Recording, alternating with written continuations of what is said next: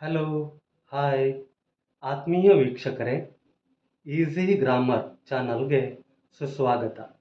ಈ ವಿಡಿಯೋದಲ್ಲಿ ನಾವು ಕನ್ನಡ ಬೇಸಿಕ್ ಗ್ರಾಮರ್ ಬಗ್ಗೆ ತಿಳಿಯೋಣ.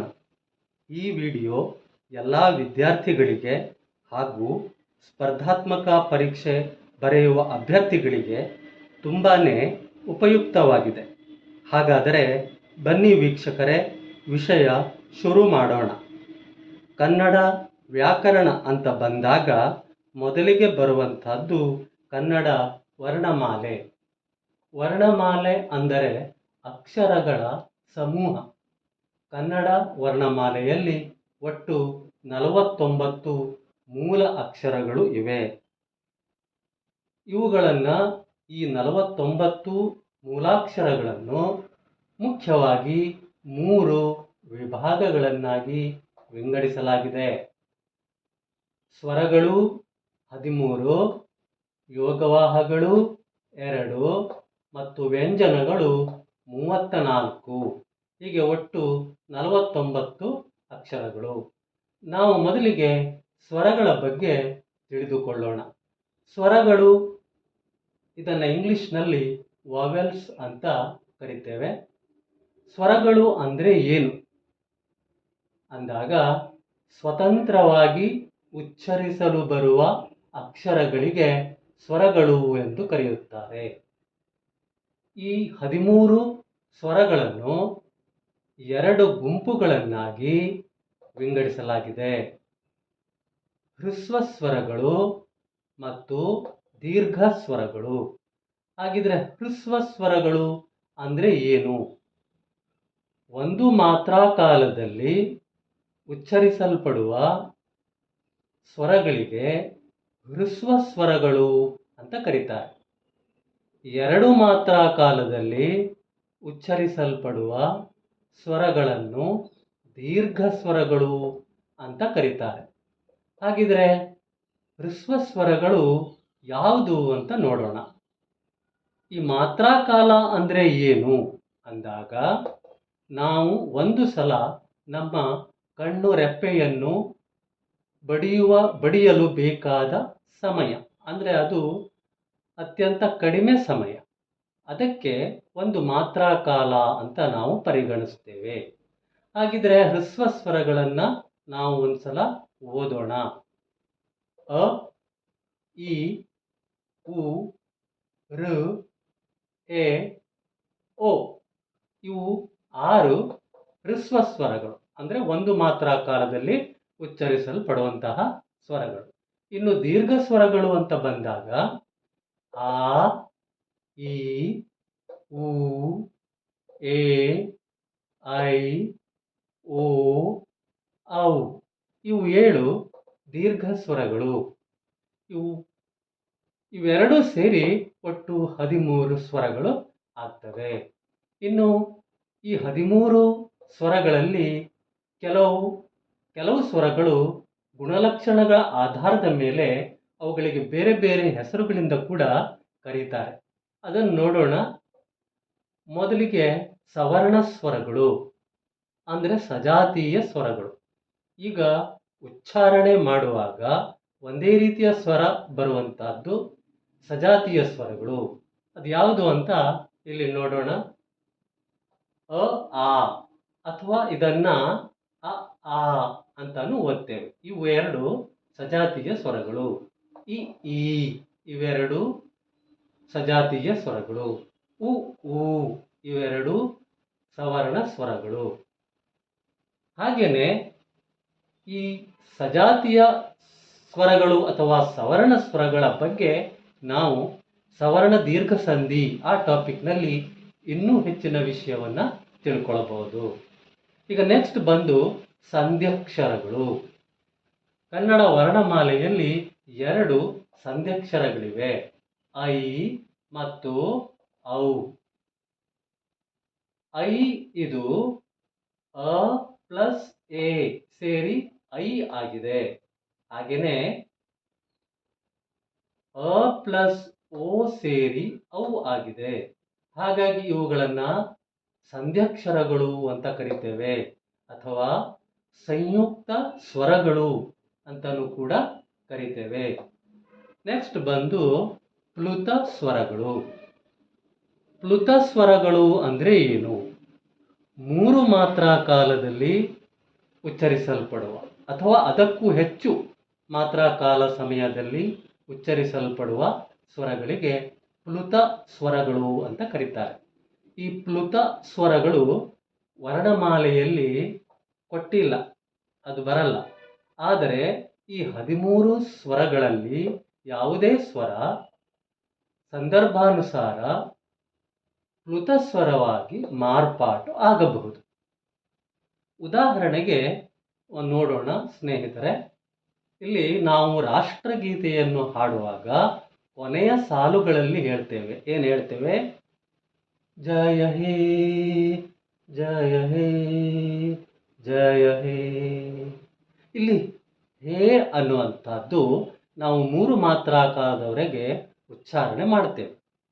ಇದು ಹೇ ಅನ್ನುವಂಥದ್ದು ಹ ಪ್ಲಸ್ ಎ ಸೇರಿ ಹೇ ಆಗಿದೆ. ಅಂದರೆ ಇದು 3 ಮಾತ್ರಾ ಕಾಲದವರೆಗೆ ಉಚ್ಚರಿಸಲ್ಪಟ್ಟಿದೆ.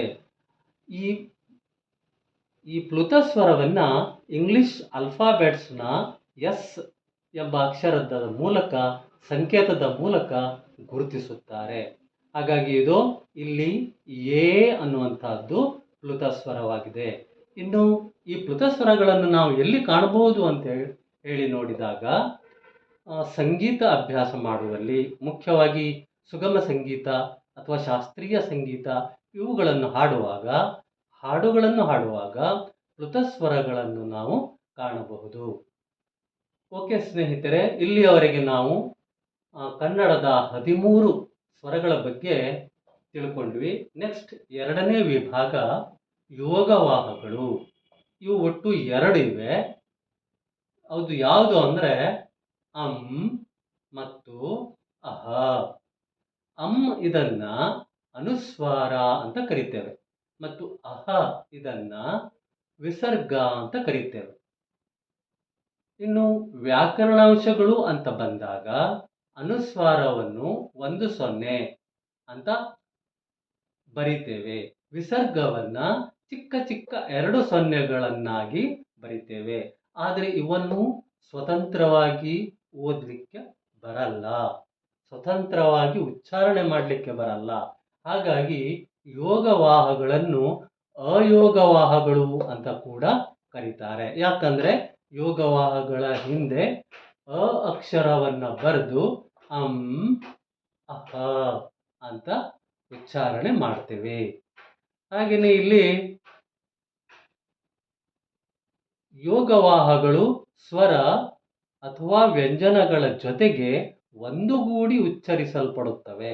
ಅಂದ್ರೆ ಸ್ವತಂತ್ರವಾಗಿ ಉಚ್ಚರಿಸಲು ಬರಲ್ಲ. ಉದಾಹರಣೆಗೆ ನೋಡೋಣ ಯಾವ ರೀತಿ ಇದು ಒಂದುಗೂಡಿ ಹೋಗುತ್ತೆ ಅಂತ. ಯೋಗ ಅಂದ್ರೆ ಒಂದುಗೂಡಿಸು ಅಂತ ಅರ್ಥ ಆಗುತ್ತೆ. ವಾಹ ಅಂದ್ರೆ ಪ್ರವಹಿಸು ಅಂತ ಆಗುತ್ತೆ.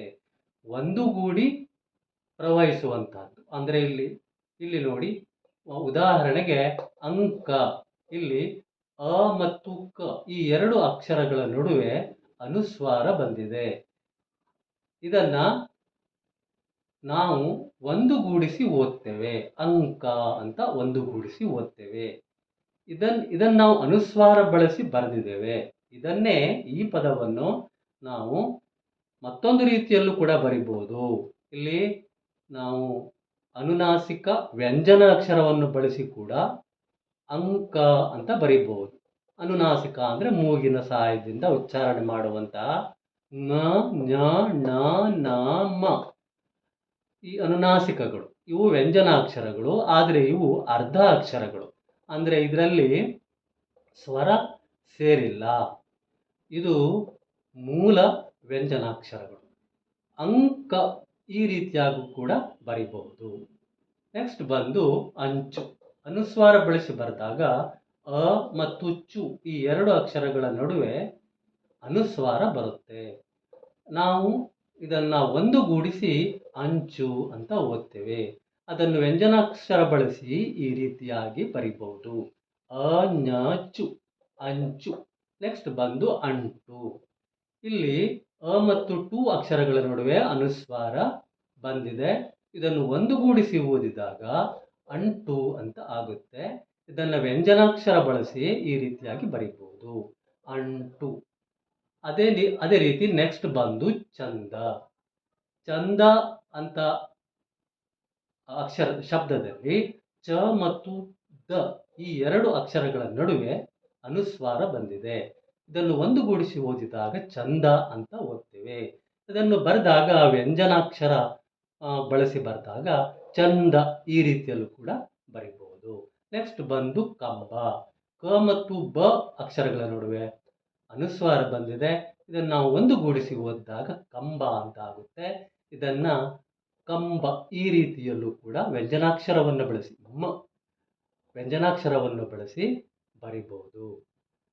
ಇದರಿಂದ ನಮಗೆ ಏನು ಗೊತ್ತಾಗುತ್ತೆ ಅಂದರೆ ಅನುಸ್ವಾರ ಅಥವಾ ಈ ಒಂದು ಸೊನ್ನೆಯನ್ನು ಬಳಸಿ ನಾವು ಎಷ್ಟು ಸುಲಭವಾಗಿ ಪದಗಳನ್ನು ಬರೀಬಹುದು ಮತ್ತು ಓದಬಹುದು.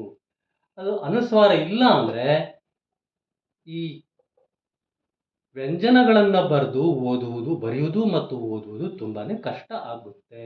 ಹಾಗಾಗಿ ಈ ಅನುಸ್ವಾರದ ಒಂದು ಕೆಲಸ ತುಂಬಾನೇ ಇಂಪಾರ್ಟೆಂಟ್ ಆಗಿದೆ ಅಂತ ಹೇಳ್ಬೋದು. ನೆಕ್ಸ್ಟ್ ಬಂದು ವಿಸರ್ಗ. ವಿಸರ್ಗ ಇದನ್ನ ಒಂದು ಉದಾಹರಣೆ ನೋಡೋಣ ನಾವು.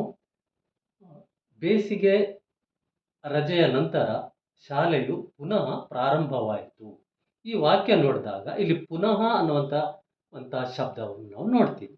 ಪುನಃ ಅಂತ ಬರೆದಲ್ಲಿ ಬರೀಲಿಲ್ಲ, ಅದರ ಬದಲಿಗೆ ನಾವು ವಿಸರ್ಗವನ್ನು ಬಳಸಿದ್ದೇವೆ.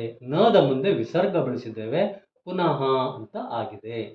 ಅದೇ ರೀತಿ ನೆಕ್ಸ್ಟ್ ಇನ್ನೊಂದು ಉದಾಹರಣೆ ನೋಡೋದಾದ್ರೆ ಅಂತಃಕರಣ ಅಂದಾಗ ತದ ಮುಂದೆ ವಿಸರ್ಗ ಬಂದಿದೆ.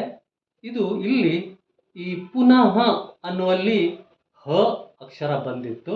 ಬಟ್ ಇವಾಗ ಅಂತಃಕರಣ ಅನ್ನುವಾಗ ಹ ವ್ಯಂಜನಾಕ್ಷರ ಅರ್ಧ ಅಕ್ಷರ ಬಂದಿದೆ. ಪುನಃ ಅನ್ನುವಲ್ಲಿ ಹ ಪೂರ್ಣ ಅಕ್ಷರ ಬಂದಿದೆ. ಅಂತಃಕರಣ ಅನ್ನುವಲ್ಲಿ ಹ ಅರ್ಧ ಅಕ್ಷರ ಬಂದಿದೆ, ಅಂದರೆ ಮೂಲ ವ್ಯಂಜನಾಕ್ಷರ ಬಂದಿದೆ. ಹೀಗೆ ಈ ಎರಡೂ ರೀತಿಯಲ್ಲೂ ಬರೆಯಲಿಕ್ಕೆ ನಾವು ವಿಸರ್ಗ ಒಂದನ್ನೇ ಬಳಸಬಹುದು. ವಿಸರ್ಗ ಒಂದನ್ನು ಬಳಸಿಕೊಂಡು ಈ ರೀತಿಯ ಪದಗಳನ್ನು ನಾವು ಸುಲಭವಾಗಿ ಬರೀಬಹುದು. ಇದರಿಂದ ನಮಗೇನು ಗೊತ್ತಾಗುತ್ತೆ ಅಂದರೆ ಅನುಸ್ವಾರ ಮತ್ತು ವಿಸರ್ಗ ಇವೆರಡು ನಮಗೆ ತುಂಬ ಸುಲಭವಾಗಿ ಬರೆಯಲು ಹಾಗೂ ಓದಲು ಅವಕಾಶ ಮಾಡಿಕೊಟ್ಟಿದೆ ಅಂತ ತಿಳ್ಕೊಳ್ಬೋದು. ಇನ್ನು ನಾವೀಗ ಯೋಗವಾಹಗಳ ಬಗ್ಗೆ ತಿಳ್ಕೊಂಡ್ವಿ ಸ್ನೇಹಿತರೆ. ನೆಕ್ಸ್ಟ್ ಬಂದು ಮೂರನೇ ವಿಭಾಗ ವ್ಯಂಜನಗಳು. ಒಟ್ಟು 34 ವ್ಯಂಜನಗಳಿವೆ. ಇವನ್ನ ನಾವು ಇಂಗ್ಲಿಷ್ನಲ್ಲಿ ಕಾನ್ಸೋನೆಂಟ್ಸ್ ಅಂತ ಹೇಳ್ತೀವಿ. ಇವುಗಳನ್ನು 2 ವಿಭಾಗಗಳನ್ನಾಗಿ ವಿಂಗಡಿಸಲಾಗಿದೆ. ವರ್ಗೀಯ ವ್ಯಂಜನಗಳು ಅಂದರೆ ಕ್ಯಾಟಗರೈಸ್ಡ್ ಕಾನ್ಸೋನೆಂಟ್ಸ್ ಮತ್ತು ಅವರ್ಗೀಯ ವ್ಯಂಜನಗಳು ಅನ್ಕ್ಯಾಟಗರೈಸ್ಡ್ ಕಾನ್ಸೋನೆಂಟ್ಸ್ ಅಂತ ಕರಿಬಹುದು. ಈಗ ವರ್ಗೀಯ ವ್ಯಂಜನಗಳು ಒಟ್ಟು 25 ಇವೆ ಮತ್ತು ಅವರ್ಗೀಯ ವ್ಯಂಜನಗಳು 9 ಇವೆ. 25 + 9 ಒಟ್ಟು 34 ವ್ಯಂಜನಗಳು. ಹಾಗಿದ್ರೆ ಈ ವರ್ಗೀಯ ವ್ಯಂಜನಗಳು ಅಂದರೆ ಕ್ಯಾಟಗರಿ ಮಾಡಲಾದ ವ್ಯಂಜನಗಳು ಅಂದರೆ ಏನು ಅಂತ ನೋಡೋದಾದ್ರೆ ಇದನ್ನ ಕವರ್ಗ, ಚವರ್ಗ, ಟವರ್ಗ, ತವರ್ಗ, ಪವರ್ಗ ಅಂತ 5 ವರ್ಗಗಳನ್ನು ಮಾಡಲಾಗಿದೆ. ಇದೇ ವರ್ಗೀಕರಣ. ಇದು ಯಾವ ಆಧಾರದ ಮೇಲೆ ವರ್ಗೀಕರಣ ಮಾಡಿದ್ದಾರೆ ಅಂತ ನೋಡೋಣ ಸ್ನೇಹಿತರೆ. ಈಗ ಮೊದಲನೇ ವರ್ಗ ಬಂದು ಕವರ್ಗ. ಕವರ್ಗದಲ್ಲಿ ಕ, ಖ, ಗ, ಘ, ಞ 5 ಅಕ್ಷರಗಳಿವೆ. ಅದೇ ರೀತಿ ಚವರ್ಗದಲ್ಲಿ ಚ, ಛ, ಜ, ಝ, ಞ 5 ಅಕ್ಷರಗಳಿವೆ. ಇದೇ ರೀತಿ ಟವರ್ಗ, ತವರ್ಗ, ಪವರ್ಗ ಎಲ್ಲ ವರ್ಗಗಳಲ್ಲೂ ಕೂಡ ಪ್ರತಿಯೊಂದರಲ್ಲಿ 5 ಅಕ್ಷರಗಳಿವೆ. 5 25 ಅಕ್ಷರಗಳು ಒಟ್ಟು ವರ್ಗೀಯ ವ್ಯಂಜನಗಳು. ಹಾಗಿದ್ರೆ ಇದಕ್ಕೆ ಕವರ್ಗ, ಚವರ್ಗ, ಟವರ್ಗ, ತವರ್ಗ, ಪವರ್ಗ ಅಂತ ಯಾಕೆ ಕರೀತಾರೆ ಅಂತ ನೋಡೋಣ. ಮೊದಲನೇದಾಗಿ ಕ ಅಂದರೆ ನಮ್ಮ ಧ್ವನಿ ಉಂಟಾಗುವುದು ಇಲ್ಲಿ ಕಂಠದಲ್ಲಿ, ಗಂಟಲು ಅಂತ ಹೇಳ್ತೇವೆ. ಗಂಟಲು ಅಥವಾ ಕಂಠದಲ್ಲಿ ನಮಗೆ ಧ್ವನಿ ಉತ್ಪತ್ತಿಯಾಗುತ್ತೆ. ಈ ಉತ್ಪತ್ತಿಯಾದ ಧ್ವನಿ ನೇರವಾಗಿ ಗಂಟಲಿನಿಂದ ಬಾಯಿಯ ಮೂಲಕ ತುಟಿಗಳ ಮೂಲಕ ಹೊರಗಡೆ ಬರುತ್ತೆ. ಈ ಕವರ್ಗದ 5 ಅಕ್ಷರಗಳು ಕಂಠದಲ್ಲಿ ಉತ್ಪತ್ತಿಯಾಗುತ್ತೆ. ಹಾಗಾಗಿ ಇದನ್ನು ಕಂಠ್ಯ ಅಕ್ಷರಗಳು ಅಂತ ಕರಿತೇವೆ. ಇದನ್ನು ನಾವು ಟ್ರೈ ಮಾಡಿ ಕೂಡ ನೋಡಬಹುದು ಸ್ನೇಹಿತರೆ. ಯಾಕಂದರೆ ನಮ್ಮ ಅನುಭವಕ್ಕೆ ಬರುತ್ತೆ. ಕವರ್ಗದ 5 ಅಕ್ಷರಗಳನ್ನು ಉಚ್ಚಾರಣೆ ಮಾಡುವಾಗ ಗಂಟಲಿನಲ್ಲಿ ಉತ್ಪತ್ತಿಯಾದ ಶಬ್ದ ನೇರವಾಗಿ ಎಲ್ಲೂ ಅಡೆತಡೆ ಇಲ್ಲದೇನೆ ನೇರವಾಗಿ ಬಾಯಿಯಿಂದ ಹೊರಗಡೆ ಧ್ವನಿ ಉಸಿರಿನ ಜೊತೆಗೆ ಬರ್ತದೆ. ಹಾಗಾಗಿ ಇದಕ್ಕೆ ಕಂಠ್ಯ ಅಕ್ಷರಗಳು ಅಂತ ಕರಿತೀವಿ. ನೋಡೋಣ ಸ್ನೇಹಿತರೆ, ಒಮ್ಮೆ ಟ್ರೈ ಮಾಡಿ ನೋಡೋಣ, ಅದು ನಮ್ಮ ಅನುಭವಕ್ಕೆ ಬರುತ್ತೆ. ಕ, ಖ, ಗ, ಘ, ನ ಇದನ್ನು ಹೇಳುವಾಗ ನಮಗೆ ಯಾವುದೇ ಒಂದು ಅಡೆತಡೆ ಇರೋದಿಲ್ಲ. ನೇರವಾಗಿ ಗಂಟಲಿನಿಂದ ಉಸಿರಿನೊಂದಿಗೆ ಈ ಕವರ್ಗದ 5 ಅಕ್ಷರಗಳು ಉಚ್ಚಾರಣೆ ಆಗ್ತವೆ. ಓಕೆ, ಇವು ಕಂಠ್ಯ ಅಕ್ಷರಗಳು. ಎರಡನೇದು ಬಂದು ಚವರ್ಗ. ಚವರ್ಗ ಅಂದಾಗ ಇದಕ್ಕೆ ತಾಲವ್ಯ ಅಕ್ಷರಗಳು ಅಂತ ಕರಿತೇವೆ. ತಾಲವ್ಯ ಅಂದರೆ ತಾಲುವಿನಲ್ಲಿ ಹುಟ್ಟುವ ಅಕ್ಷರಗಳು. ಅಂದರೆ ಇಲ್ಲಿ ಗಂಟಲಿನಿಂದ ಮುಂದೆ ಬಂದಾಗ ನಾಲಿಗೆಯ ಮೇಲ್ಭಾಗದಲ್ಲಿ ಮತ್ತು ಮೇಲ್ದವಡೆಯ ಒಳಭಾಗದಲ್ಲಿ ಈ ಅಂಗಳದಲ್ಲಿ ಈ ತಾಲು ಅಂತ ಕರೀತಾರೆ ಇದಕ್ಕೆ. ಈ ಪ್ರದೇಶದಲ್ಲಿ, ಈ ಸ್ಥಾನದಲ್ಲಿ ಚವರ್ಗದ 5 ಅಕ್ಷರಗಳು ಉತ್ಪತ್ತಿಯಾಗುತ್ತವೆ. ಟ್ರೈ ಮಾಡಿ ನೋಡೋಣ ಸ್ನೇಹಿತರೆ. ಚ, ಛ, ಜ, ಝ, ಞ. ಓಕೆ, ನೆಕ್ಸ್ಟ್ ಬಂದು ಟವರ್ಗ. ಟವರ್ಗಕ್ಕೆ ನಾವು ಮೂರ್ಧನ್ಯ ಅಕ್ಷರಗಳು ಅಂತ ಕರಿತೇವೆ. ಯಾಕೆ ಅಂದರೆ ಈ ಸ್ಥಾನಕ್ಕೆ ನಾವು ಮೂರ್ಧ ಅಂತ ಕರಿತೇವೆ. ಅಂದರೆ ಇದು ನಾಲಿಗೆಯ ಮೇಲ್ಭಾಗದಲ್ಲಿ ಮತ್ತು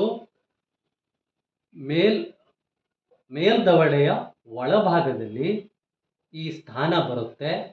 ಇಲ್ಲಿ ನಾಲಿಗೆಯು ಮಡಚುವುದರ ಮೂಲಕ, ನಾಲಿಗೆಯನ್ನು ಮಡಚಿ ಇಲ್ಲಿ ಟಚ್ ಮಾಡುವುದರ ಮೂಲಕ, ಅಂದರೆ ಮೂರ್ಧ ಜಾಗದಲ್ಲಿ ಟಚ್ ಮಾಡುವುದರ ಮೂಲಕ ಟವರ್ಗದ 5 ಅಕ್ಷರಗಳು ಉತ್ಪತ್ತಿಯಾಗುತ್ತವೆ. ಟ್ರೈ ಮಾಡಿ ನೋಡೋಣ ಸ್ನೇಹಿತರೆ. ಟ, ಠ, ಡ, ಢ, ಣ. ಓಕೆ, ನೆಕ್ಸ್ಟ್ ಬಂದು ತವರ್ಗ. ತವರ್ಗದ 5 ಅಕ್ಷರಗಳು. ತವರ್ಗಕ್ಕೆ ನಾವು ತವರ್ಗದ ಅಕ್ಷರಗಳಿಗೆ ದಂತ್ಯ ಅಕ್ಷರಗಳು ಅಂತ ಕರಿತೇವೆ. ದಂತ ಅಂದರೆ ಹಲ್ಲು. ಹಲ್ಲಿಗೆ ನಾಲಿಗೆಯು ಸ್ಪರ್ಶ ಆಗುವುದರ ಮೂಲಕ ಈ ತವರ್ಗದ ಅಕ್ಷರಗಳು ಉತ್ಪತ್ತಿಯಾಗುತ್ತವೆ. ಇಲ್ಲಿ ಮೇಲ್ದವಡೆಯ ಹಲ್ಲಿಗೆ ನಾಲಿಗೆಯು ಸ್ಪರ್ಶ ಆದಾಗ ಈ ತವರ್ಗದ ಅಕ್ಷರಗಳು ಉತ್ಪತ್ತಿಯಾಗುತ್ತೆ. ಟ್ರೈ ಮಾಡಿ ನೋಡೋಣ. ತ, ಥ, ಗ, ಧ, ನ. ಓಕೆ ಸ್ನೇಹಿತರೆ, ನೆಕ್ಸ್ಟ್ ಬಂದು ಪವರ್ಗ. ಪವರ್ಗ ಅಂದಾಗ ಇದಕ್ಕೆ ಓಷ್ಠ್ಯ ಅಂತ ಕರಿತೇವೆ. ಓಷ್ಠ ಅಂದರೆ ತುಟಿ. ಎರಡೂ ತುಟಿಗಳು, ಮೇಲ್ತುಟಿ ಮತ್ತು ಕೆಳತುಟಿ, ಎರಡೂ ತುಟಿಗಳು ಒಂದಕ್ಕೊಂದು ಟಚ್ ಆದಾಗ, ಸ್ಪರ್ಶ ಆದಾಗ ಈ ಪವರ್ಗದ ಅಕ್ಷರಗಳು ಉತ್ಪತ್ತಿಯಾಗುತ್ತವೆ. ಟ್ರೈ ಮಾಡಿ ನೋಡೋಣ ಸ್ನೇಹಿತರೆ. ಪ, ಫ, ಬ, ಭ, ಮ. ಇವಿಷ್ಟು ಎಡದಿಂದ ಬಲಕ್ಕೆ ಒಂದೊಂದೇ ಸಾಲುಗಳಲ್ಲಿ 5 ಸಾಲುಗಳಲ್ಲಿ ಒಟ್ಟು ವರ್ಗೀಕರಣವನ್ನು ಮಾಡಿದ್ದಾರೆ. ಕಂಠ್ಯ ಅಂದರೆ ಕಂಠಜನ್ಯ ಅಕ್ಷರಗಳು, ತಾಲುವಿನಲ್ಲಿ ಹುಟ್ಟುವಂಥ ಅಕ್ಷರಗಳು, ಮೂರ್ಧನ್ಯ, ದಂತ್ಯ, ಓಷ್ಠ್ಯ, ಈ ರೀತಿ ವರ್ಗೀಕರಣ ಮಾಡಿರೋದ್ರಿಂದ ಇದಕ್ಕೆ ವರ್ಗೀಯ ವ್ಯಂಜನಗಳು ಅಂತ ಕರೀತಾರೆ. ಇಲ್ಲಿ ಒಂದು ಕ್ರಮಬದ್ಧತೆ ಇದೆ. ಯಾಕಂದರೆ ಧ್ವನಿ ಇಲ್ಲಿ ಕಂಠದಲ್ಲಿ ಉತ್ಪತ್ತಿಯಾದ ನಂತರ ಅನುಕ್ರಮವಾಗಿ ಕ ವರ್ಗ, ಚ ವರ್ಗ, ಟ ವರ್ಗ, ತ ವರ್ಗ ಮತ್ತು ಪ ವರ್ಗ, ಹೀಗೆ ಅನುಕ್ರಮವಾಗಿ ಬಂದಿದೆ ಈ 5 ವರ್ಗಗಳು. ಇದನ್ನು ನೆನಪಿಟ್ಕೊಳ್ಳೋದು ತುಂಬಾ ಸುಲಭ ಆಗುತ್ತೆ. ಆಮೇಲೆ ಸ್ನೇಹಿತರೆ, ಇನ್ನೂ ಒಂದು ವಿಷಯ ಏನು ಅಂದರೆ, ಈ ವ್ಯಂಜನಗಳು 25 ವರ್ಗೀಯ ವ್ಯಂಜನಗಳನ್ನು ಕಂಬ ಸಾಲಿನಲ್ಲಿಯೂ ಕೂಡ ವರ್ಗೀಕರಣ ಮಾಡ್ಬೋದು. ಕಂಬ ಸಾಲಿನಲ್ಲಿ ಹೇಗೆ ವರ್ಗೀಕರಣ ಮಾಡಬಹುದು ಅಂತ ಹೇಳಿದ್ರೆ, ಅಲ್ಪ ಪ್ರಾಣ ಅಕ್ಷರಗಳು, ಮಹಾಪ್ರಾಣ ಅಕ್ಷರಗಳು, ಅನುನಾಸಿಕ ಅಕ್ಷರಗಳು ಅಂತ ವರ್ಗೀಕರಣ ಮಾಡಬಹುದು. ಇಲ್ಲಿ ನೋಡಿ ಸ್ನೇಹಿತರೆ, ನಾವು ಇಲ್ಲಿ ನೋಡಬಹುದು ಕ, ಚ, ಟ, ತ, ಪ. ಸುಲಭವಾಗಿ ನಾವು ಇದನ್ನು ಹೇಳಬಹುದು. ಇದಕ್ಕೆ ನಾವು ಅಲ್ಪ ಪ್ರಾಣ ಅಕ್ಷರಗಳು ಅಂತ ಹೇಳ್ತೇವೆ. ಅಲ್ಪ ಅಂದರೆ ಸ್ವಲ್ಪ, ಪ್ರಾಣ ಅಂದರೆ ಉಸಿರು. ಸ್ವಲ್ಪ ಉಸಿರನ್ನ ಬಳಸಿ ಹೇಳುವಂತಹದ್ದು, ಸುಲಭವಾಗಿ ಹೇಳುವಂತಹದ್ದು ಅಲ್ಪ ಪ್ರಾಣ ಅಕ್ಷರಗಳು. ಇನ್ನು ಎರಡನೇ ಕಂಬ ಸಾಲಿಗೆ ಬಂದಾಗ ಖ, ಛ, ಠ, ಥ, ಫ. ಇದು ಸ್ವಲ್ಪ ಪ್ರಯಾಸ ಪಟ್ಟು ಹೇಳಬೇಕಾಗುತ್ತೆ. ಅದಕ್ಕೆ ಮಹಾಪ್ರಾಣ ಅಕ್ಷರಗಳು ಅಂತ ಹೇಳ್ತೇವೆ. ಮಹಾ ಅಂದರೆ ಹೆಚ್ಚು ಅಥವಾ ದೊಡ್ಡ, ದೊಡ್ಡ ಉಸಿರು ಅಥವಾ ಹೆಚ್ಚು ಉಸಿರಿನಿಂದ ಇದನ್ನು ಹೇಳಬೇಕಾಗುತ್ತೆ. ಸೊ ನೆಕ್ಸ್ಟ್ ಮೂರನೇದು ಗ, ಜ, ಡ, ದ, ಬ. ಮೂರನೇ ಕಂಬ ಸಾಲು ಇದು. ಇದು ಅಲ್ಪ ಪ್ರಾಣ ಅಕ್ಷರಗಳು. ಇನ್ನು ನಾಲ್ಕನೇದು ಮಹಾಪ್ರಾಣ ಅಕ್ಷರಗಳು ಘ, ಝ, ಢ, ಧ, ಭ. ಇವು ಮಹಾಪ್ರಾಣ ಅಕ್ಷರಗಳು. ಮತ್ತು ಐದನೇ ಕಂಬ ಸಾಲು ಅನುನಾಸಿಕ ಅಕ್ಷರಗಳು. ನಾಸಿಕ ಅಂದರೆ ಮೂಗು, ಅನುನಾಸಿಕ ಅಂದರೆ ಮೂಗಿನ ಸಹಾಯದಿಂದ ಹೇಳುವಂತಹದ್ದು, ಉಚ್ಚಾರಣೆ ಮಾಡುವಂತಹದ್ದು. ಟ್ರೈ ಮಾಡೋಣ ಸ್ನೇಹಿತರೆ. ನ, ಞ, ನ, ನ, ಮ. ಇವಿಷ್ಟು ಕಂಬ ಸಾಲಿನಲ್ಲಿಯೂ ಕೂಡ ನಾವು ವರ್ಗೀಕರಣವನ್ನು ಮಾಡಬಹುದು. ಇದು ಒಟ್ಟು ಲೆಕ್ಕ ಮಾಡಿದಾಗ ಅಲ್ಪ ಪ್ರಾಣಾಕ್ಷರಗಳು 10, ಮಹಾಪ್ರಾಣಾಕ್ಷರಗಳು 10 ಮತ್ತು ಅನುನಾಸಿಕ ಅಕ್ಷರಗಳು 5, ಒಟ್ಟು 25 ಅಕ್ಷರಗಳು ಅಂದರೆ ವರ್ಗೀಯ ವ್ಯಂಜನಗಳು. ನೆಕ್ಸ್ಟ್ ಬಂದು ಇನ್ನೂ ಒಂದು ವಿಷಯ ಇದರಲ್ಲಿ ಹೇಳಲಿಕ್ಕಿದೆ. ಏನು ಅಂದರೆ, ಇವು ಪೂರ್ಣ ಅಕ್ಷರಗಳು. ವ್ಯಂಜನಗಳಲ್ಲಿ ಪೂರ್ಣ ಅಕ್ಷರಗಳು ಅಂದರೆ ಇಲ್ಲಿ ಬರೆದಿರುವಂತಹದ್ದು ವ್ಯಾಕರಣಾಂಶಗಳು ಅಂತ ಬಂದಾಗ ಈ ರೀತಿ ಮೂಲ ವ್ಯಂಜನಾಕ್ಷರಗಳನ್ನು ಬರಿತೇವೆ. ವರ್ಣಮಾಲೆ ಅಂತ ಬಂದಾಗ ಈ ರೀತಿ ಪೂರ್ಣ ಅಕ್ಷರಗಳನ್ನು ಬರಿತೇವೆ. ಇಲ್ಲಿ ವ್ಯಂಜನಾಕ್ಷರಗಳು ಅಂದರೆ ಅರ್ಧ ಅಕ್ಷರಗಳು ಅಂತಾನು ಕರಿತೇವೆ. ಇದನ್ನು ಓದೋದು ಕಷ್ಟ. ಕ, ಖ, ಗ, ಘ, ನ ಈ ರೀತಿ ಕಷ್ಟಪಟ್ಟು ಓದಬೇಕಾಗುತ್ತೆ. ಹಾಗಾಗಿ ಇದಕ್ಕೆ ಸ್ವರವನ್ನು ಸೇರಿಸಿ ಪೂರ್ಣ ಅಕ್ಷರವನ್ನಾಗಿ ಇಲ್ಲಿ ಬರೀತಾರೆ. ಹಾಗಾದರೆ ವ್ಯಂಜನಗಳು ಅಂದರೆ ಏನು ಅಂತ ಪ್ರಶ್ನೆ ಬಂದಾಗ, ಸ್ವರಗಳ ಸಹಾಯದಿಂದ ಉಚ್ಚರಿಸಲ್ಪಡುವ ಅಕ್ಷರಗಳಿಗೆ ವ್ಯಂಜನಗಳು ಅಂತ ಕರೀತೇವೆ. ಸ್ವರಗಳ ಸಹಾಯ ಅಂದರೆ ಇಲ್ಲಿ ಉದಾಹರಣೆಗೆ ಕ ಪ್ಲಸ್ ಅ ಸೇರಿ ಕ ಆಯಿತು. ಅದೇ ರೀತಿ ಚ ಪ್ಲಸ್ ಅ ಸೇರಿ ಇಲ್ಲಿ ಚ ಆಗುತ್ತೆ.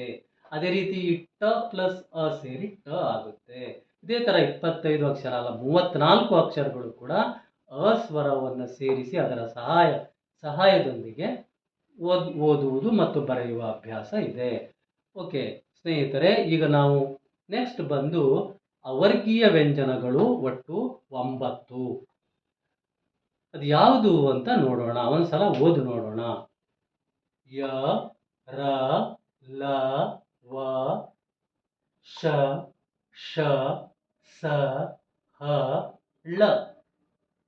ಇಲ್ಲಿ ಬಹಳ ಇಂಪಾರ್ಟೆಂಟ್ ಅಂತ ಹೇಳಿದ್ರೆ 3 ಶಕಾರಗಳು ಬರ್ತವೆ. ಇದರಲ್ಲಿ ವ್ಯತ್ಯಾಸ ಇದೆ. ಈ ವ್ಯತ್ಯಾಸವನ್ನು ಗುರುತಿಸುವ ಸಲುವಾಗಿ ಮೊದಲನೇ ಶ ಇದನ್ನ ಶಶಂಖ ಶ ಅಂತ ಕರಿತೇವೆ. ಎರಡನೇ ಶವನ್ನ ಷಟಕೋನ ಶ ಅಂತ ಕರಿತೇವೆ. ಮೂರನೇ ಸ ಅನ್ನ ಸರ ಅಥವಾ ಸಮಯ ಅಂತ ಸ ಅಂತ ಕರಿತೇವೆ. ಇನ್ನು ವ್ಯಾಕರಣಾಂಶಗಳಿಗೆ ಬಂದಾಗ ಇಲ್ಲಿ ಮೊದಲನೇ ಶ ಅನ್ನ ತಾಲವ್ಯ ಶ ಅಂತ ಕರಿತೇವೆ. ಯಾಕಂದ್ರೆ ಅದು ಶ ತಾಲುವಿನಲ್ಲಿ ಉತ್ಪತ್ತಿಯಾಗುತ್ತೆ. ಎರಡನೇ ಶವನ್ನ ಮೂರ್ಧನ್ಯ ಶ ಅಂತ ಕರಿತೇವೆ. ಮೂರನೇ ಸವನ್ನ ದಂತ್ಯ ಸ ಅಂತ ಕರಿತೇವೆ. ಇನ್ನು ಲ ಮತ್ತು ಳಕಾರಗಳು ಕೂಡ ವೆರಿ ಇಂಪಾರ್ಟೆಂಟ್. ಇದನ್ನ ಉಚ್ಚಾರಣೆ ಮಾಡುವಾಗ ವಿಶೇಷವಾಗಿ ಕನ್ನಡದಲ್ಲಿ ಈ ಳಕಾರ ಇದೆ. ಹಿಂದಿ ಮತ್ತು ಇಂಗ್ಲಿಷ್ ಅಕ್ಷರಗಳಲ್ಲಿ ಈ ಳಕಾರ ಬರಲ್ಲ. ಆದರೆ ಕನ್ನಡದಲ್ಲಿ ಳಕಾರ ವೆರಿ ಇಂಪಾರ್ಟೆಂಟ್. ಯಾಕಂತ ಹೇಳಿದ್ರೆ, ಉದಾಹರಣೆ ನೋಡೋದಾದ್ರೆ, ಈಗ ಹುಳಿ ರುಚಿ ಅಂತ ಹೇಳುವಾಗ ನಾವು ಲಕಾರವನ್ನು ಬಳಸಿದರೆ ಹುಲಿ ರುಚಿ ಅಂತ ಆಗುತ್ತೆ, ಅರ್ಥ ವ್ಯತ್ಯಾಸ ಆಗುತ್ತೆ. ಹಾಗಾಗಿ ಳ ಅನ್ನುವಂಥ ಉಚ್ಚಾರಣೆ ವೆರಿ ಇಂಪಾರ್ಟೆಂಟ್. ಓಕೆ ಸ್ನೇಹಿತರೆ, ಈಗ ನಾವು ಕನ್ನಡ ವರ್ಣಮಾಲೆ ಮತ್ತು ಆ ಕನ್ನಡ ವರ್ಣಮಾಲೆಯ ವ್ಯಾಕರಣಾಂಶಗಳ ಬಗ್ಗೆ ತಿಳಿದುಕೊಂಡ್ವಿ. ಏನು ತಿಳಿದುಕೊಂಡ್ವಿ ಇನ್ನೊಮ್ಮೆ ಚೆಕ್ ಮಾಡಿ ನೋಡೋಣ. ಕನ್ನಡ ವರ್ಣಮಾಲೆಯಲ್ಲಿ ಒಟ್ಟು 49 ಅಕ್ಷರಗಳು. ಇವುಗಳನ್ನು ಮುಖ್ಯವಾಗಿ 3 ವಿಭಾಗಗಳಲ್ಲಿ ವಿಂಗಡಿಸಿದ್ದಾರೆ: ಸ್ವರಗಳು, ಯೋಗವಾಹಗಳು ಮತ್ತು ವ್ಯಂಜನಗಳು. ಸ್ವರಗಳಲ್ಲಿ ಸ್ವತಂತ್ರವಾಗಿ ಉಚ್ಚರಿಸಲು ಬರುವ ಅಕ್ಷರಗಳಿಗೆ ಸ್ವರಗಳು ಅಂತ ಕರಿತೇವೆ. ಅದರಲ್ಲಿ ಹ್ರಸ್ವ ಸ್ವರಗಳು 6, ದೀರ್ಘ ಸ್ವರಗಳು 7, ಒಟ್ಟು 13. ಅದರ ಜೊತೆ ಈ 13 ಸ್ವರಗಳಲ್ಲಿ ಸವರ್ಣ ಸ್ವರಗಳಿವೆ, ಸಂಧ್ಯಕ್ಷರಗಳು ಇವೆ, ಪ್ಲುತ ಸ್ವರಗಳು ಇವೆ. ಆ ನಂತರ ಎರಡನೇ ವಿಭಾಗ ಯೋಗವಾಹಗಳು ಅಂತ ಬಂದಾಗ ಅಲ್ಲಿ ಅನುಸ್ವಾರ 1, ವಿಸರ್ಗ 1, ಒಟ್ಟು 2 ಇವೆ. ಆಮೇಲೆ ನಂತರ ವರ್ಗೀಯ ವ್ಯಂಜನಗಳು 25, ಅವರ್ಗೀಯ ವ್ಯಂಜನಗಳು 9. ಅಂದರೆ ಒಟ್ಟು ನಾವು ಮೊತ್ತ ಕಂಡು ಹಿಡಿದಾಗ 6 + 7 13 + 2 15 + 25 40 + 9 49 ಅಕ್ಷರಗಳು ಕನ್ನಡ ವರ್ಣಮಾಲೆಯಲ್ಲಿ ಇವೆ. ಇದು ಹೊಸಗನ್ನಡ ವರ್ಣಮಾಲೆ. ಹಳೆಗನ್ನಡ ವರ್ಣಮಾಲೆಯಲ್ಲಿ ಬೇರೆ ಬೇರೆ ಸಂಖ್ಯೆ ಇತ್ತು, ಆದರೆ ಈಗ ಹೊಸಗನ್ನಡ ವರ್ಣಮಾಲೆ ಇದರಲ್ಲಿ 49 ಅಕ್ಷರಗಳು ಇವೆ. ಓಕೆ ಸ್ನೇಹಿತರೆ, ವೀಕ್ಷಕರೇ, ಈ ವಿಡಿಯೋ ನಿಮಗೆ ಇಷ್ಟ ಆದರೆ ಸಬ್ಸ್ಕ್ರೈಬ್ ಮಾಡುವುದರ ಮೂಲಕ ಪ್ರೋತ್ಸಾಹಿಸಿ. ಧನ್ಯವಾದಗಳು. ಬಾಯ್.